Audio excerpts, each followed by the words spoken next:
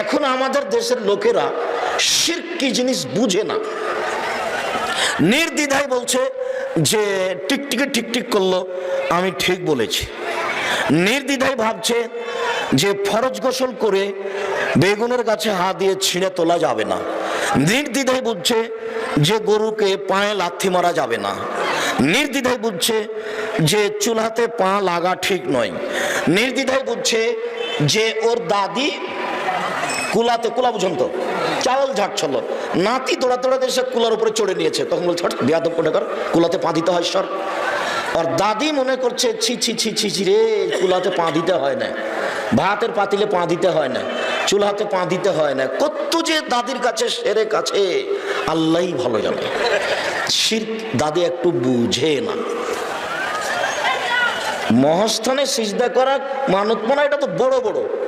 আপনার বাড়িতে যেগুলো আছে সেগুলোর কথা বলছি। দিন রাত বলছে, রাতে বের হলে বাচ্চা হয়েছে তো লহাতে করে বের হও, নইলে চোরাচুন্নি পাখিতে বাচ্চাকে ধরে নেবে। আস্তাগফিরুল্লাহ।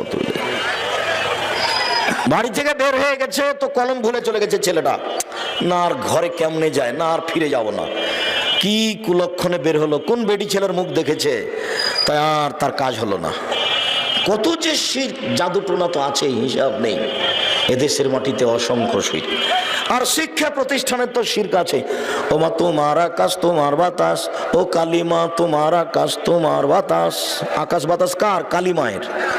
ঠাকুর বলছে যে আকাশ বাতাস কার? কালিমায়। ও মা তোমার আকাশ তোমার বাতাস, ও কালিমা তোমার আকাশ তোমার বাতাস। 25 লাইনের কবিতা লিখেছে ঠাকুর। জাতি যখন বিপদে ঠাকুর তখন বিলাতে। জাতি এমন, ঠাকুরে এমন ঠেলা দিয়েছে বাঙালিদেরকে কিয়ামত পর্যন্ত জাহান্নামে রেখে চলে গেছে। বেটা আমি একাই যাবো রে, বাঙালি তোরা করে রেখে যাবো জাহান্নামে। ইবলিশের সাথে তার পাল্লা, কে পারে কে হারে, কেনা হলে শেষ। ঠাকুর দেখছে ইবলিশ পারে না, আমি বেশি পারি।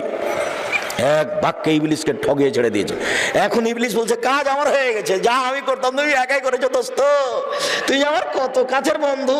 আমি করেছিলাম আল্লাহর সামনে জিহাদ ঘোষণা করেছিলাম, যখন আল্লাহ আমাকে বলেছিল শয়তান আদমকে সিজদা করলি না কেন, ও মাটির তৈরি আমি আগুনের তৈরি, আমি ঊর্ধ্বমুখী ও নিম্নমুখী, আমি তাকে সিজদা করবো মানে, তখন আল্লাহ বলছেন সরে যা এখান থেকে, তুই অহংকারী, তোকে আমি আমার রহমতের মধ্যে রাখবো না। তখন ইবলিশ বলছে ঠিক আছে চলে গেলাম, দুটো সুযোগ দিতে হবে। এক, আমি কিয়ামত পর্যন্ত বেঁচে থাকবো তার সুযোগ দিতে হবে।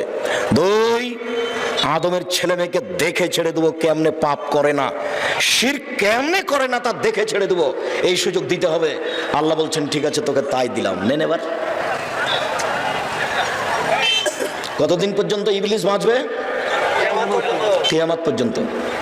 তার একটা জীবন বাজি রেখে চেষ্টা আছে যে আমি হেরে গেছি, আদমের ছেলে মেয়েকে রেখে যাব না, সাথে নিয়ে যাব। আপনাকে আমি বুঝাতে পারিনি ঠাকুরের পরিকল্পনা। আল্লাহ জাতিকে হেফাজত করুক, আল্লাহুম্মা আমিন। কিভাবে উনি করবেন আল্লাহ তার ব্যাপার, আল্লাহ ভালো জানে জাতি কিভাবে জান্নাত লাভ করবে। শিরকের অভাব শেষ নাই। দেশ ট্রাভেলস গাড়ি ঢাকা থেকে ছুটলো, সূর্য ডুবার সাথে সাথে আলো দিল। বেটা সুপারভাইজার শোনো, এখানে আলো দিলে কেন? আমার মালিক বলেছে সূর্য ডুবার সাথে সাথে গাড়িতে আলো দিতে হবে। সূর্য ডুবার সাথে সাথে বাড়িতে বাতি জ্বালায় হিন্দু। বুঝতে পারছেন না মনে হয়, সব ওদের কর্ম আপনার কাছে। এটা তুলসী গাছ, এটা তুলসী গাছ, তুলসী গাছে লাথি মারা যায় না, অনেক কিছু হয়ে যাবে। তুলসী গাছ বুঝেন, তুলসী গাছে লাথি মারা যায় না, এর নাম শিরক।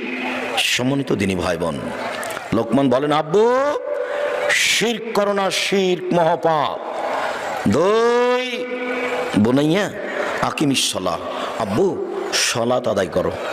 পরিবারকে যদি আপনি বাঁচাতে চান তাহলে 2 নম্বর কাজ, পরিবারকে সালাত আদায়ের জন্য বলতে হবে।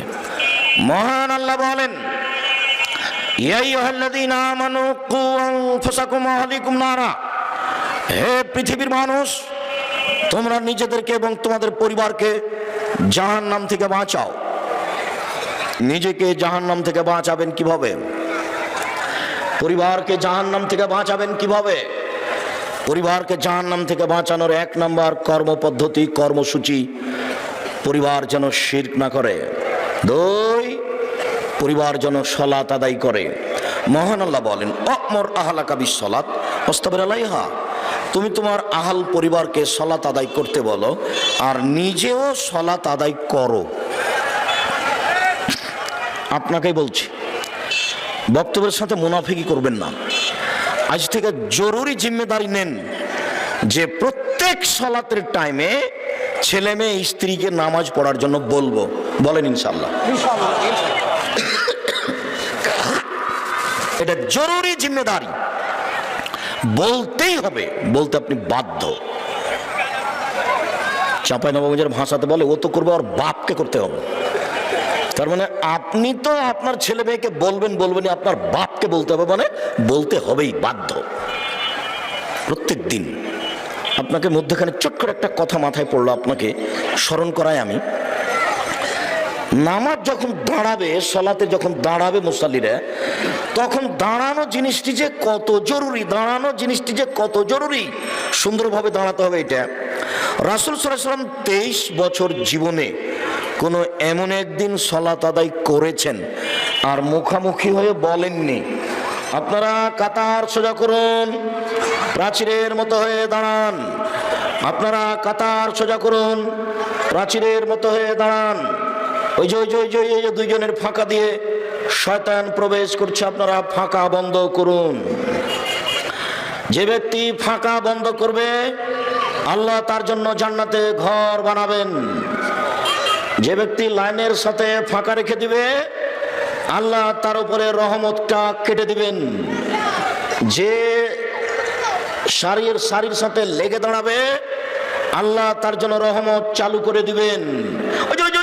দুইজনের ফাঁকা দিয়ে শয়তান ঢুকছে, আমি দেখতে পাচ্ছি, ছাগলের বাচ্চার মতো হয়ে ঢুকছে।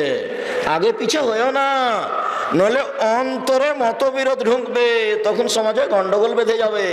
নামাজ পড়তে গিয়ে সমাজে গন্ডগোল বেঁধে গেল, কেন? নামাজ কিভাবে পড়েছে, ঠিক মতন দাঁড়ায়নি, আগে পিছে দাঁড়িয়েছে, তখন অন্তরে মতবিরোধ লেগে গেছে। অন্তরে যখন মতবিরোধ লেগেছে, তখন যে মসজিদের ইট আমি ওখানে কিনবো, তখনই বলছে ইট আমি ওখানে কিনবো, আর ইট কিনে নিয়ে মারামার লেগে গেছে মসজিদের মুসল্লি। আশ্চর্য দেখবেন, বুঝাতে পারেনি কথা। আগে পিছে দাঁড়ালে, ঠিক মতো না দাঁড়ালে অন্তরে কি হবে? মতবিরোধ বাড়বে। কত কথা যে বললেন।